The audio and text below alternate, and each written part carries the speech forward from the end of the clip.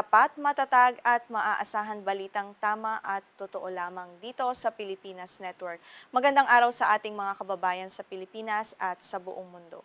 Huwag kalimutang pusuan ang video, sumubaybay at pindutin ang patingaw upang lagi kayong updated sa balita. Simulan na natin. Isang matinding tensyon na naman ang sumiklab sa Black Sea matapos salakayin ng Russia ang isang barkong may dalang kagamitang militar para sa Ukraine malapit sa Odessa. Kasabay nito, gumanti naman ang Ukraine sa pamamagitan ng pag-atake sa isang malaking imbakan ng langis sa loob mismo ng Russia. Ang bagong serye ng mga pag-atake ay nagpapakita ng lumalalang labanan sa pagitan ng dalawang bansa upang sirain ang supply chain ng isa't isa. Ayon sa Ministry ng Depensa ng Russia, matagumpay nilang tinamaan ang isang cargo vessel na naghahatid ng mga supplies sa militar ng Ukraine. Sa kabilang banda, kinumpirma naman ng Kyiv na pinuntirya nila ang Volgograd oil refinery ng Russia. Ang magkakasunod na insidenteng ito ay nagpapakita ng panibagong estratehiya kung saan ang mga daungan at pasilidad ng enerhiya ang nagiging pangunahing target ng labanan ngayon. Sa isang maikling pahayag na inilabas ng pamahalaang Ruso, sinabi nitong gumamit ang kanilang puwersa ng mga sandatang may mataas na katumpakan upang mapigilan ang pagdating ng mga armas sa Ukraine. Gayunpaman, hindi binanggit ng Moscow kung anong bansa ang nagmamay-ari sa naturang barko, ano ang pangalan nito, o kung gaano kalaki ang pinsalang natamo nito. Nanatili namang tahimik ang panig ng Ukraine hinggil sa partikular na paratang na ito. Iniulat ng ahensyang Reuters na ang nasabing barko ay naglalayag malapit sa estratehikong lungsod ng Odessa nang maganap ang pag-atake. Bagamat wala pang independenteng kumpirmasyon hinggil sa lawak ng pinsala, malinaw na nananatiling pangunahing target ng Russia ang Odessa. Ito ay dahil nagsisilbi ang lungsod bilang huling lagusan ng Ukraine para sa kalakalan at tulong militar nito sa dagat. Samantala, hindi rin nagpahuli ang Ukraine sa pagpapakita ng kanilang puwersang militar. Mas maaga sa araw na ito, inanunsyo ng sandatahang lakas ng Ukraine na matagumpay nilang inatake ang Volgograd oil refinery ng Russia sa pamamagitan ng isang magdamagang operasyon gamit ang mga drone. Ang pagsabog ay nagdulot ng malaking sunog na tumupok sa malaking bahagi ng pasilidad batay sa mga ulat ng lokal na media roon. Sa isang opisyal na pahayag na inilathala sa Telegram, ipinaliwanag ng militar ng Ukraine na ang Volgograd Refinery ay may kapasidad na magproseso ng humigit kumulang 15 milyong tonelada ng langis bawat taon. Ang pagkaparalisa sa pasilidad na ito ay inaasahang magdudulot ng matinding dagok sa supply ng gasolina na ginagamit ng mga tangke at sasakyang militar ng Russia sa kanilang patuloy na opensiba sa iba't ibang bahagi ng Ukraine. Bukod sa refinery, ibinunyag din ng Security Service of Ukraine o SBU na sinalakay nila ang mga pasilidad sa daungan ng Taman sa Russia.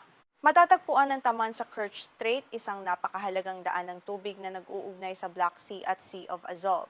Ang operasyong ito ay bahagi ng mas malawak na plano ng Ukraine na putulin ang lahat ng ruta ng transportasyon na maaaring gamitin ng militar ng Russia para sa kanilang logistika.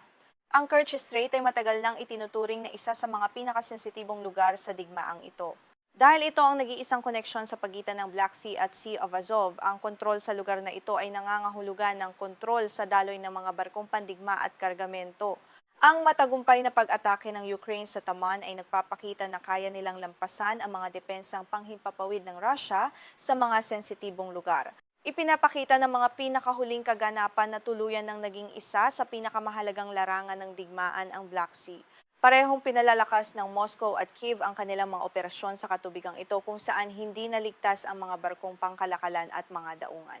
Ang bawat panig ay nag-aakusa sa isa't isa ng paggamit ng mga sibilyang barko para sa mga layuning militar na lalo pang nagpapataas sa panganib sa rehiyon. Ang tumitinding labanan sa karagatan ay nagdudulot din ng pangamba sa buong mundo, partikular na sa seguridad ng pagkain at enerhiya. Dahil ang Black Sea ang pangunahing daanan ng trigo at langis, ang anumang abala rito ay direktang nakaaapekto sa presyo ng mga bilihin sa pandaigdigang merkado. Ang kawalan ng kasunduan para sa ligtas na paglalayag ay nagiiwan sa mga komersyal na barko sa gitna ng panganib mula sa mga missile at drone. Hindi ito ang unang pagkakataon na pinuntirya ng Russia ang mga pasilidad sa daungan ng Ukraine sa linggong ito. Ayon sa ulat ng militar ng Russia, nauna na nilang inatake ang 2 pang barko ng Ukraine, kabilang ang isang dry cargo ship na pinaniniwala ang may dalang mga armas mula sa mga bansang kanluranin. Bukod dito, binomba rin ng kanilang mga misal ang mga infrastruktura sa daungan ng Mykolaiv upang lumpuhin ang transportasyon doon. Ayon sa Ministry ng Depensa ng Russia, ang kanilang mga pag-atake sa Mykolaiv ay nagdulot ng malaking pinsala sa mga transshipment complex. Ginamit di umano ang mga pasilidad na ito para sa pag-iimbak ng mga kargamentong militar at krudo para sa sandatahang lakas ng Ukraine. Bagamat walang opisyal na kumpirmasyon mula sa Kyiv tungkol sa lawak ng pinsala, malinaw na nais ng Russia na tuluyang harangan ang kakayahan ng Ukraine na magsagawa ng mga operasyon sa dagat.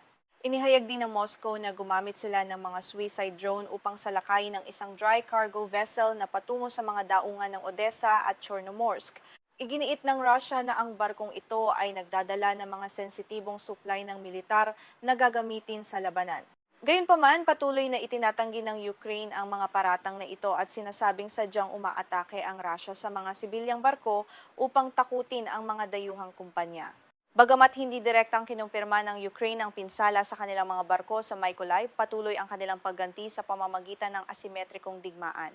Sa paggamit ng mga makabagong sea drone at long-range missile, napatunayan ng Ukraine na kaya nilang hamunin ang dominasyon ng Russian Navy sa Black Sea kahit na mas maliit ang kanilang hukbong pandagat kumpara sa dambuhalang puwersa ng Moscow. Kasabay ng mga labanan sa dagat, pinalalawak pa ng Ukraine ang kanilang kampanya ng pag-atake sa loob mismo ng teritoryo ng Russia. Sa mga nakalipas na buwan, mas naging madalas ang paggamit ng Ukraine ng mga long-range drone upang puntiryahin ang mga pasilidad ng logistika na sumusuporta sa militar ng Russia. Ang estratehiyang ito ay naglalayong dalhin ang bigat ng digmaan sa mismong pintuan ng mga mamamayang Ruso. Mula noong kalagitnaan ng Hulyo, paulit-ulit na pinupuntirya ng mga Ukrainian drone ang mga bodega ng Wild Berries, ang pinakamalaking online retailer sa Russia.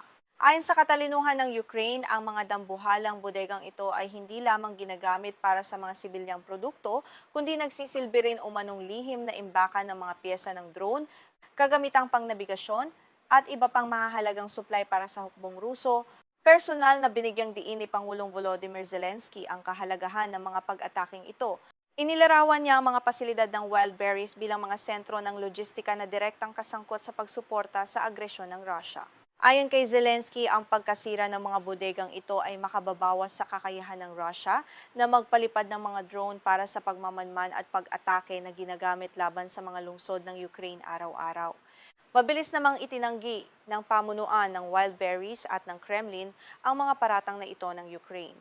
Sa isang opisyal na pahayag, iginiit ng kumpanya na isa silang purong sibilyang komersyal na negosyo at walang anumang kinalaman sa mga operasyong militar.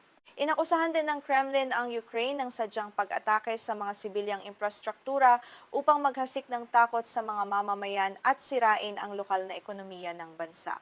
Ang patuloy na pag-atake sa mga daungan, barko, pasilidad ng langis at mga sentro ng logistika ay nagpapakita ng isang bagong yugto sa digmaang ito na tumatagal na ng mahigit 4 na taon.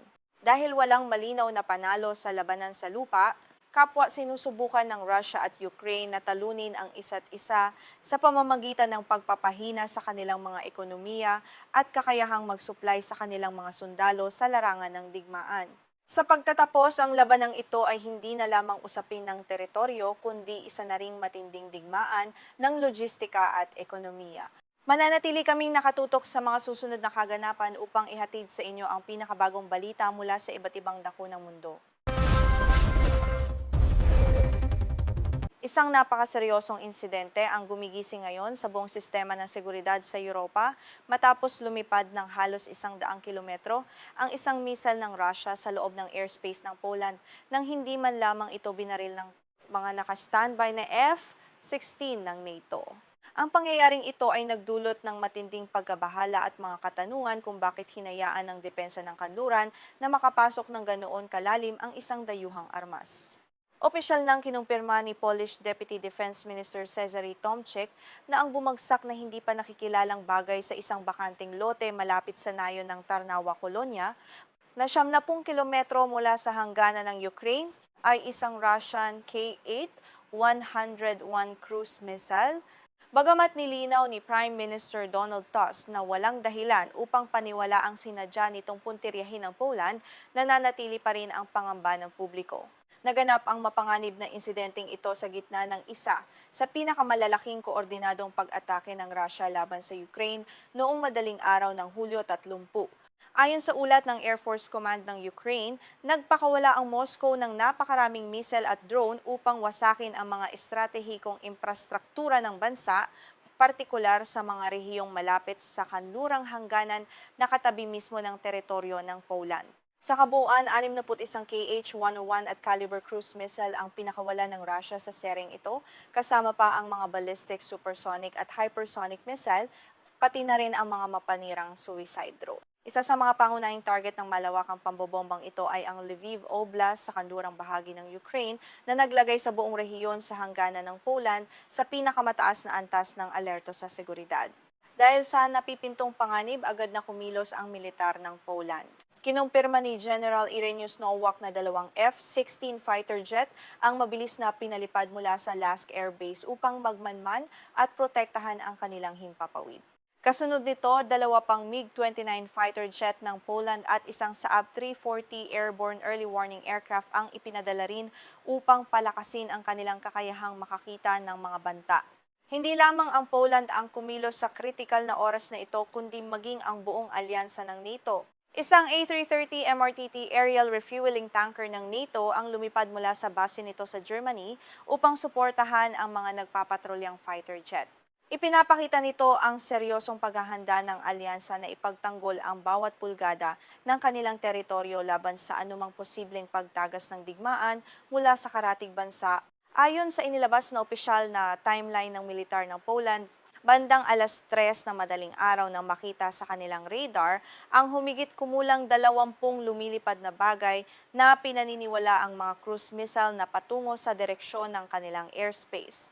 Ito ang naghudyat ng mas matinding tensyon sa command center habang sinusubaybayan ng mga opisyal ang bawat galaw ng mga mapanganib na armas na ito sa kanilang mga screen. Sa ganap na 3:29 ng madaling araw, isa sa mga missile ang lumapit hanggang sa layong 5 kilometro bago biglang lumiko pabalik sa silangan. Subalit makalipas ang 11 minuto, isa pang missile ang tuluyang pumasok sa airspace ng Poland at lumipad ng 6 na minuto bago bumagsak sa lupa, bago pa man ito tuluyang maabot at makumpirma ng mga humahabol na F-16 fighter jet na nagmamadaling rumesponde. Ang missile na ito ay nakumpirmang isang Kh-101 ng Russia. Nag-iwan ito ng isang malaking hukay na may lawak na 10 metro sa isang lupang pang-agrikultura na 2 kilometro lamang ang layo mula sa pinakamalapit na pamayanan ng mga sibilyan. Bagamat walang nasaktan sa insidente, ipinapakita ng lokasyon ng pagbagsak kung gaano kalapit ang panganib sa mga inosenteng mamamayan ng Poland na natutulog noong mga oras na iyon. Bago ito tuluyang bumagsak, naglakbay ang missile ng Russia ng halos 100 kilometro sa himpapawid ng Poland. Mas nakababahala pa rito, dumaan ito malapit sa 3 malalaking lungsod ng bansa, Chelm, Zamość at Lublin. Ang katotohanang nagawa nitong lampasan ang mga modernong sistemang pandepensa nang hindi napababagsak ay nagdulot ng malaking debate tungkol sa kakayahan ng pambansang seguridad ng Poland at ng buong alyansa. Ayon sa pagsusuri ng Defense Express, isang kilalang pahayagang militar sa Ukraine, isang malaking swerte na sa bukid lamang bumagsak ang missile at hindi ito nagdulot ng pinsala. 50 kilometro lamang kasi mula sa pinangyarihan ay matatagpuan ang Stalowa Wola, ang pangunahing sentro ng industriya ng depensa ng Poland na gumagawa ng mga modernong nakabaluting sasakyang militar at iba pang kagamitang pandigma para sa bansa. Ngunit, bakit nga ba hindi ito binaril ng mga naka-standby na F-16? Ipinaliwanag ni General Nowak na handa na sana siyang magbigay ng utos na pasabugin ang missile. Gayunpaman, nahadlangan sila ng napakahigpit na batas. Ayon sa regulasyon, kailangan makalapit muna ang fighter jet upang personal na makita at makumpirma ng piloto ang pagkakakilanlan ng lumilipad na bagay bago ito maaaring paputukan sa loob ng kanilang airspace. Ang tanging eksepsyon sa batas na ito ay kung ang dayuhang bagay ay direktang umaatake sa teritoryo ng Poland, nagsasagawa ng agresibong maniobra o nagmamanman bilang paghahanda sa isang darating na pag-atake. Dahil ang missile ng Russia ay lumilipad lamang ng diretso at walang malinaw na senyales na aatakihin nito ang mga pasilidad ng Poland, hindi pinayagan ang mga piloto na magpaputok ng walang visual confirmation. Dahil sa limitasyong ito, hindi nagamit ng mga F-16 ang kanilang mga radar-guided missile upang ilak at pabagsakin ang target mula sa malayo. Sa halip, napilitan ng mga piloto na lumipad ng napakalapit upang makita ang missile gamit ang kanilang mga electro-optical at infrared sensor o maging ang sarili nilang mga mata.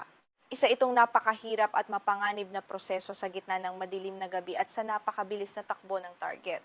Dagdag pa rito, may isa pang malaking komplikasyon sa himpapawid noong mga oras na iyon. Inihayag ng Ministry of Defense ng Poland na ang mga MiG-29 fighter jet ng Ukraine ay aktibo rin sa operasyon malapit sa hangganan ng dalawang bansa. Ayon sa Defense Express, hindi maaaring alisin ang posibilidad na ang mga pilotong Ukrainian ay lumampas o naligaw sa airspace ng Poland habang hinahabol ang mga missile ng Russia. Ayon sa pagsusuri ng Defense24, isang Polish defense portal, maaaring magkaroon ang mga MiG-29 ng radar signature na kahawig ng sa mga cruise missile kapag tiningnan sa mga radar screen, lalo na kapag mabilis silang lumilipad upang mangharang. Dahil ang Ukraine ay hindi miyembro ng NATO, hindi ito gumagamit ng parehong Identification Friend or FU o IFF system, kaya napakataas ng panganib na mapagkamalang kaaway ang kanilang mga sasakyang panghimpapawid. Kung nagpadalos-dalos sa mga pilotong Polish at nagpaputok ng walang sapat na visual confirmation, may napakalaking posibilidad na mabaril nila ang mga kaalyadong jet ng Ukraine. Bukod dito, hindi isinara ng Poland ang airspace nito sa silangang bahagi, kaya may mga sibilyang eroplano ring lumilipad. Ang visual identification ay itinuring na pinakaligtas na paraan upang maiwasan ng isang trahedya sa himpapawid noong gabing iyon. Bukod sa pagkilala sa target, isa pang issue ang mabagal na pagtukoy sa pagpasok ng missile. Ayon sa mga eksperto, halos imposibleng makapaglakbay ang isang KH-101 ng 100 kilometro sa loob lamang ng 6 na minuto. Ibig sabihin, posibleng huli nang natukoy ng radar ng Poland ang pagpasok ng missile marahil nang nakapasok na ito ng 20 hanggang 30 kilometro na nagpabawas sa oras ng militar upang makaresponde. Sa kabila ng mga hamong ito, nagawa pa ring makalapit ng isa sa mga F-16 sa target, ngunit sakto namang bumagsak na ito sa lupa nang maabot ng piloto ang lokasyon nito. Sinabi ni General Nowak na ibibigay sana niya ang utos na bariling ito kung nagpatuloy pa ito sa paglipad patungo sa mga pamayanan. Ngunit dahil bumagsak ito sa isang bakanting bukid, napagpasyang huwag nang magpaputok upang maiwasan ang karagdagang panganib. Ang insidenteng ito ay nagpapakita ng napakahirap na balanseng kinakaharap ng mga bansa sa NATO, ang pagpapanatili ng mahigpit na seguridad habang iniiwasan ng isang hindi sinasadyang digmaan o aksidente sa himpapawid. Sa patuloy na pag-init ng hidwaan sa Ukraine, mananatiling isang kritikal na larangan ang himpapawid ng Poland kung saan ang bawat segundo at bawat desisyon ay maaring magpabago sa takbo ng kasaysayan ng mundo.